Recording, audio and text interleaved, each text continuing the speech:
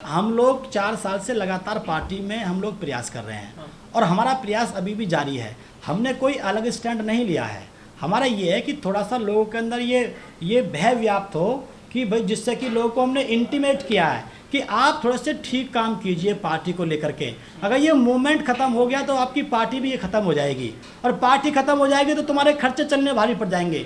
जिन लोगों ने बीएसपी को केवल खर्च चलाने की मशीन बना रखा है, बिजनेस बना रखा है, उनके खर्चे नहीं चल पाएंगे। आगे चल के बीएसपी के कोई टिकट लेने को तैयार नहीं होगा। हमने ये कहा है कि अगर आरपीआई की तरह जो बीएसपी के टूटने की जो संभावना चल रही हैं, हमने पूरा प्रयास किया, सब कुछ किया, लेकिन उसके बावजूद जो टूटने की जो संभावना जो बन रही है आरपीआई की, अगर बीएसपी गलत हाथों में जाने के बाद में अगर वो ख़त्म हो जाती है, आरपीआई की तरह टूट जाती है, तो फिर हम लोग समाज को अनाथ नहीं छोड़ेंगे। हम समाज को एक अच्छा विकल्प देने का प्रयास करेंगे। मूवमेंट में कभी भी परिवार का सदस्य कामयाब हुआ ही नहीं।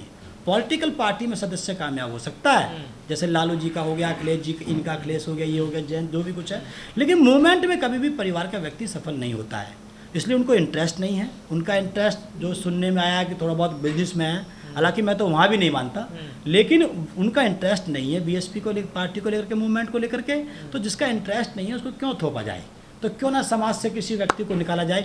हाँ, अगर आपको लगता है कि जयप्रकाश खराब है, जयप्रकाश गलत है, तो बहुत अल्टरनेट है। ऐसा नहीं है कि आकाश से अच्छा अल्टरनेट कोई है ही नहीं। अगर पहले तो हम बीएसपी को बचाने की पूरी कोशिश करेंगे, और अगर बीएसपी नहीं बच पाती है तो हम फिर समाज को अनाथ कैसे छोड़ देंगे। देखिए, जो जिस प्रकार से 2007 के बाद जो डाउनफॉल जा रहा है, अभी हमारे पास में लगभग 13% वोट जो हमारे पास बचा हुआ है, अगर ऐसा देखा जाए, अगर पार्टी में कोई चेंजिंग नहीं हो रही है, तो ऐसा हो सकता है कि लोकसभा के चुनाव में हम लोग और डाउन चले जाएं। अगर और डाउन चले गए तो समाज फिर हताश हो जाएगा। ये दिक्कत तो हो रही है। इसीलिए तो हमने कहा कि अगर बीएसपी में हमारी में सुधार नहीं होते हैं तो हम ज़रूर कोई ऑप्शन देंगे आफ्टर बहन जी। हम में और औरों में एक बेसिक अंतर ये है, और लोग बीएसपी के रहते हुए पार्टी बना करके दे रहे हैं। जो लोग सफल नहीं हो पा रहे हैं उनकी वजह ये है कि वो बीएसपी के रहते हुए वो समाज को दूसरा ऑप्शन देने का प्रयास कर रहे हैं, बहन जी के रहते हुए।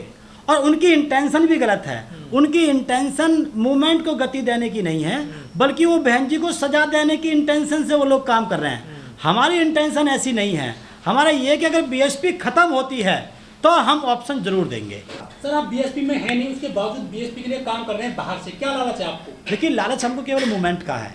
जब हमने अपना घर छोड़ा था तो उस समय हम साहब कांसीराम जी से हम लोग जो है प्रभावित हुए थे, उनकी जीवन शैली को पढ़ते हुए, उनके संघर्ष को पढ़ते हुए। तो हमने ये तय किया था कि हम अपनी पूरी ज़िंदगी इस मूवमेंट को गति देने के उद्देश्य से लगाएंगे। अगर इस समय पार्टी की गति रुक रही है, मूवमेंट की गति रुक रही है, तो मेरा उद्देश्य एमपी एमएलए बनना पहले भी नहीं रहता, ना आगे है। हम चाहते हैं कि भाई देखिए, मैं कहना चाहता हूं कि जो लोग फंस जाते हैं मूवमेंट को लेकर के, उनको नहीं पता होती है कि मूवमेंट को निकाला कैसे जाता है। जो लोग साहब कांसीराम को उस समय ये कहते थे, जब आरपीआई से वो आए थे, आरपीआई में काम करते थे, तो लोग कहते थे कि ये कांसीराम अपने आप को अम्बेडकर समझता है, उससे बड़ा बनता है ये। लेकिन जो है फिर बाद में जाकर लोगों ने कहा कि बाबा साहब का दूसरा नाम कांसीराम। कांसीराम साहब ने उन साहब से उन्होंने पूछा कि आप लोग बिचले क्यों नहीं, आप परेशान क्यों नहीं हुए? तो साहब ने कहा कि जो लोग फंस जाते हैं उनको नहीं पता होती है कि हमको कैसे निकलना है। ये तो हमारी ड्यूटी होती है बुद्धिजीवी लोगों की, उसको समाज को कैसे निकालना है। बाद में उनको आभास होता है कि उस व्यक्ति ने काम ठीक किया था। देखिए, जिस प्रकार से चल रहा है, मैंने पहले उसमें भी बोला है कि यहाँ पर जो काम होने चाहिए थे बीएसपी के मजबूती के पक्ष में, भाजपा है, आम आदमी पार्टी है, वो मिस कॉल पे मेंबरशिप दे रही है। अगर हमको लगता है कि हमारी मेंबरशिप ठीक कर सकती है, तो क्यों ना हम गांव के बाहर एक स्टॉल लगाएं। स्टॉल लगा के वहाँ बोलें कि भाई वहाँ पे नीले कपड़े से उसको सजाएं, वहाँ बताएं कि भाई बीएसपी की मेंबरशिप वहाँ पे कट रही है, आप आइए वहाँ पर योगदान कीजिए। एक तो आपको वहाँ पे काम चलेगा, आपका गांव में आपको काम दिखाई देगा, अब मेंबरशिप आपकी कटेगी। तो अगर हमको ऐसा लगता है, लेकिन क्या है, जब 50 जिस समय हमारा समाज मोदी के 5 किलो राशन के चक्कर में बह गया हो, मैं ये नहीं कह रहा कि हमें उनके ऊपर विश्वास नहीं करना चाहिए, लेकिन ऐसी स्थिति में 200 रुपये की पर्ची करना वो समाज पे भारी पड़ रही है। लेकिन नेता लोग तो कर लेंगे, कहीं पे जाकर उसको पूरे गट्ठे को दे देंगे। इसलिए जो है सुधार तो होने चाहिए। अगर नहीं हो पाते हैं किसी वजह से, तो हम लोग फिर ऑप्शन देंगे।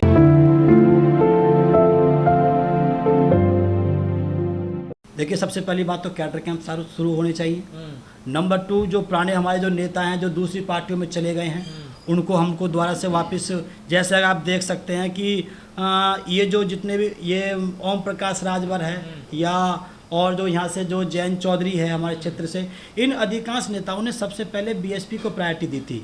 लेकिन इन नेताओं ने बीच के नेताओं ने बहन जी को जो है इस बारे में जो है सही रिपोर्ट नहीं दी। उन्होंने कह दिया कि बहन जी ये तो नेता बन जाएंगे, वो बन जाएंगे, तो इस चक्कर में आकर के बहन जी ने उनको आउट किया, जबकि उनका अपना वोट उनके साथ में होता है। तो पुराने नेताओं को हमको साथ में लेना चाहिए जो उस समय जो हमें छुट गए हैं बीच में से, और जो कैडर का हमको शुरू करना चाहिए। और वोट जो है हमारे पास 10 रुपये की मेंबरशिप लागू करके 1 लाख वोटर को हमको तैयार करना चाहिए, मेंबर बनाना चाहिए। अब जो है 35-40 हज़ार वोट से हम जीत नहीं पाएंगे, अब 1 लाख हमको वोट चाहिए। मेंबरशिप का काम, जो मेंबरशिप का जो उद्देश्य होता है, जिस उद्देश्य से मेंबरशिप दी जाती है उस उद्देश्य से नहीं हो रहा है। वो तो केवल ये है कि पूरी बुकलेट जो है एक आदमी को दे दी जाती है, वहाँ से 1,50,000 रुपये उसका पूरा ले लिया जाता है। तो उससे फिर उद्देश्य कहाँ पूरा हुआ मेंबरशिप का? तो ये उद्देश्य पूरा नहीं हो पा रहा है। उसका उद्देश्य ये है कि अगर आपने मिस कॉल से अगर आपने मेंबरशिप ली है तो उसकी डिटेल उसके पास पहुंच जाती है पार्टी के पास में, वो मानता है कि मैं उसका मेंबर बन गया हूं, तो बाउंड होता है वोट डालने के लिए। लेकिन यहाँ ऐसा कुछ है ही नहीं कि ये जो चुनाव हैं, जो आगे वाले जो चुनाव हैं, राजस्थान है, मध्य प्रदेश है, छत्तीसगढ़ है, हरियाणा है, यूपी के हैं, दिल्ली के हैं या लोकसभा हैं, ये जितने भी जो चुनाव हैं अब ये आकाश आनंद जी के नेतृत्व में लड़े जाएंगे।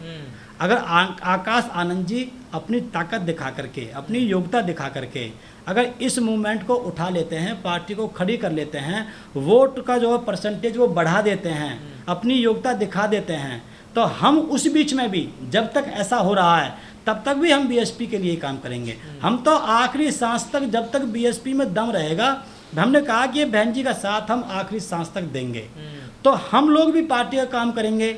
और आकाश आनंद जी से उम्मीद करेंगे कि वो फील्ड में आकर के पार्टी को, अगर उनको जिम्मेदारी मिली है तो पार्टी को बूस्टअप करें, और उसके बाद में अगर हमको रिजल्ट मिलता है, समाज को रिजल्ट मिलता है, हम चुनाव जीतते हैं, पहले से अच्छा रेस्पॉन्स दे पाते हैं, तो हम आकाश का नेतृत्व स्वीकार करने के लिए मना नहीं कर रहे हैं। लेकिन अगर आकाश जी जैसे लोग बताते हैं कि भाई वो मीटिंग तक लेने के लिए कतराते हैं, लोग कहते हैं हमें मीटिंग चाहिए आकाश भाई की, वो कहते हैं कि मैं मीटिंग दे पाऊंगा, वो पापा से अपने से बात करते हैं कि पापा ये मेरी बार बार ये मुझसे मीटिंग क्यों मांगते हैं। तो ऐसी स्थिति में जो हमारा कर्णधार, जो मेन आदमी है जो बीएसपी का, अगर वो ही मीटिंग देने के लिए मना करेगा तो फिर कैसे पार्टी चलेगी। तो अगर बीएसपी को वो बूस्टअप नहीं कर पाते हैं, रिकवर नहीं कर पाते हैं, अब पार्टी डाउन चली जाती है, तो आफ्टर बहन जी मतलब उसके बाद में हम लोग जो है स्टेप लेंगे, ये हमारी रणनीति है। देखिए, एक तो ये है कि हमने कैडर कैंप बंद कर दिए। नंबर 2 जो हमारे जिम्मेदार जो पदाधिकारी थे, जो बड़े बड़े नेता थे, स्वामी प्रसाद मौर्य थे, कोई भी थे, बहन जी ने अभी भी कुछ दिन पहले कहा, मैंने एक वीडियो देखी कि हमने इनको इसलिए निकाला कि परिवारवाद को ये कर रहे थे। तो मेरा मतलब ये कि जो बड़े बड़े नेता हैं, आप देखिए जो लोग, जो नेता बीएसपी से निकल के, जिन लोगों ने अपनी अपनी पार्टी बनाई, चाहे वो पटेल हो, चाहे ये मौर्य हो, चाहे ये क्या नाम है कुशवाहा हो, कोई भी हो, वो लोग आज 8-8, 7-7 विधायक लेकर के बैठे हुए हैं, पार्टी में वो दम रख रहे हैं, और दूसरी भाजपा से वो टकरा भी रहे हैं। आज जिसने सरकार बनाई, जिसने 4-4 बार सरकार बनाई, इतना बड़ा मूवमेंट जो आरएसएस को टक्कर देने वाला सबसे बड़ा मूवमेंट था साहब कांशीराम जी का। जब साहब कांशीराम जी का हाथी चिंगाड़ मारता था तो अटल बिहारी वाजपेयी और लाल कृष्ण आडवाणी जैसे लोग की कुर्सी हिल जाया करती थी, आज वो इतने डाउन चली गई। तो क्यों ना इन नेताओं को भी साथ में लिया जाए। सर, कुछ लोग कहते हैं कि बहन जी मिशन से भटक गई हैं और सर्वजन की बात करती हैं, बहुजनों की बात नहीं करती है। देखिए, इस बात में तो खैर ज़्यादा सच्चाई नहीं है। बहुजन सर्वजन में कोई बेसिक अंतर, कोई खास अंतर नहीं है। सर्वजन से हम लोग जब बुरा माने, जब वो बहुजन का जो है बहुजन के हिस्से को वो काट रही हों। बहुजन के 85% हिस्से को रखते हुए 15% को भी अगर बहन जी एज ए मुख्यमंत्री अगर उनको हिस्सा देना चाहती हैं तो कोई गलत नहीं है। बहुजन, हाँ बताइए। जय भीम और त्रिशूल एक साथ कैसे चल सकते हैं, जय भीम और जय परशुराम? देखिए, जैसे आरएसएस के होते हुए जय भीम चल सकता है, आरएसएस के होते हुए जय भीम चल सकता है। वो सोच रही हैं कि इस प्रकार से सरकार बन जाए, फिर हम लोग उसी आइडियोलॉजी पर अपने हम काम करेंगे। तो उन्होंने सोचा है कि भाई हम लोग जो है जय भीम रहते हुए जय श्री राम का भी नारा यहाँ पे लगाएं, जैसा लखनऊ में लगाया था। सर, जैसे आपने भी आकाश आनंद की बात करी जी, आपको नहीं लगता आकाश आनंद राजनीति में आना नहीं चाहते, काम नहीं करना चाहते, उनको थोपा जा रहा हो जैसे जबरदस्ती? देखिए, ये बात बिल्कुल आपकी बात बिल्कुल जायज़ है। इंटेंस वो जिसका इंटरेस्ट होता है ना, वो अपना भग जाता है। अगर आप इतने दिन से आप पॉलिटिक्स कर रहे हैं, आप मूवमेंट में काम कर रहे हैं, आप इसके टीचर हैं, आप इसके हेड हैं, एक भी आपका अगर स्टूडेंट पास नहीं हो पाया पूरी क्लास में तो उसको जिम्मेदार कौन है? केवल स्टूडेंट्स नहीं है, टीचर भी होता है कि भाई आपकी नज़र कहाँ थी, आप किस प्रकार से तैयारी करते। जब साहब कांसीराम आपको ढूंढ करके तराश करके निकाल सकते हैं तो आपको उसके बाद तो बहुत बड़ा एरिया आपको मिला। तो कोई तो एक बच्चा ऐसा होता जिस पे हम यकीन कर पाते। छोड़ दीजिए जयप्रकाश को, कोई बात नहीं, आप जयप्रकाश को छोड़ दीजिए, लेकिन आकाश जैसे अयोग्य व्यक्ति को भी ये मूवमेंट दे करके, मैं ये मानता हूँ जो आज बहन जी के पक्ष में बोल रहे हैं, हम भी बहन जी के पक्ष में बोल रहे हैं, बहन जी हम बहन जी नेता मानते हैं। आज जो हम चले हैं इतने, हम भी बहन जी के नाम पे चले हैं, आगे भी चलेंगे, बहन जी के नाम पे चलेंगे। लेकिन मेरा सबसे ये निवेदन है कि हम आवेश में आकर के, ज़्यादा उसके चक्कर में आकर के, अगर मूवमेंट अगर अयोग्य व्यक्ति के हाथ में चला गया तो इस दुनिया से सबको एक दिन जाना है। एक दिन ऐसा ना हो कि हम लोग असहाय हो जाएं, ये मूवमेंट खत्म हो जाए। सब लोग कहते हैं कि बहन जी जो है बीजेपी से मिली हुई हैं, डरी हुई हैं ईडी से, सीबीआई से, इसलिए जो बहन जी ने ठीक से चुनाव नहीं लड़ा उत्तर प्रदेश में। नहीं, चुनाव लड़ने में कोई दिक्कत नहीं आई। ये आदमी की अपनी अपनी योग्यता है कि कोई कितनी मीटिंग कर सकता है। माननीय बहन जी की तो पैरों में दिक्कत है, गले में दिक्कत है, जो बहन जी ने खुद भी बताया है कि मेरे गले का ऑपरेशन हो रखा है। बहन जी ने यही बताया कि मेरे जो घुटने जो कटोरियाँ हैं वो भी यूज हो रखी हैं, वो भी बदल रखी हैं, वो भी यूज हो रखी हैं, उसके बावजूद भी फिर और दिक्कत आ रही है। तो बहन जी से आप ये उम्मीद करो कि बहन जी 200 300 मीटिंग कर दें, तो ऐसा संभव नहीं है। बीएसपी के सांसद भी हैं राज्यसभा में भी, लोकसभा में, उनसे काम ले लेते ना। हाँ, ये तो बात थी कि भाई कुछ काम और बढ़ा के ले जा सकते थे, लेकिन इतना क्रेज उन नेताओं का नहीं है बीएसपी के अंदर जितना बहन जी को लोग सुनना चाहते हैं, देखना चाहते हैं। अगर किसी और को भेजा जाता तो हो सकता है मीटिंग हमारी फेल हो जाती, तो हो सकता है वो नेगेटिव पेश कर देती ये जो मीडिया है।